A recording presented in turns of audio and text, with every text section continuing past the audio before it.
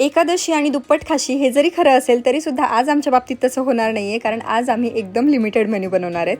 कारण आम्हाला घराकडे जायचे, सो छोटं मोठं काही काम आहे, तर म्हटलं चला आज ते करून घेऊयात, कारण सुट्टीसुद्धा आहे. तर पटकन इथे साबुदाण्याची खिचडी बनवायला घेतली. रात्री साबुदाणा भिजत घातला होता आणि सोबतच मला लाडू बनवायचे होते. पण आई म्हटली की यावेळी ना तू थोडंसं वेगळं काहीतरी ट्राय कर, म्हणून मी इथे लाडण बनवायला घेतलं. आता लाडण म्हणजे काय, तर फक्त गूळ मेल्ट करायचा आणि त्याच्यामध्ये भाजलेले शेंगदाणे टाकायचे, जसं की आपण चिक्कीसाठी बनवतो. फक्त आता याचे मी काप नाही बनवून घेणार आहे, तर आहे तसंच क्रिस्पी होईपर्यंत छान बनवलं आणि आहे तसंच ठेवून दिलं. त्याच्यानंतर सगळं रेडी झाल्यावर मी देवाला इथे नैवेद्य दाखवला, आम्ही सुद्धा फराळ केला आणि बाहेर निघालो. घराकडे जाताना नेहमी असं होतं की यांना गाडीमध्ये पेट्रोल टाकायचं असतं, ज्याचा मला भरपूर कंटाळा येतो. मला असं वाटतं की मी नसताना गाडीमध्ये पेट्रोल का नाही टाकत. त्याच्यानंतर आम्ही घरी गेलो. घराचं पूर्ण काम झालेलं आहे फर्निचरचं आणि लवकरच आम्ही इथे शिफ्टसुद्धा होणार आहोत. लवकरच वास्तुशांतीसुद्धा आहे. सो याचे सगळे डिटेल्स मी लवकरच तुमच्यासोबत शेअर करणार आहे.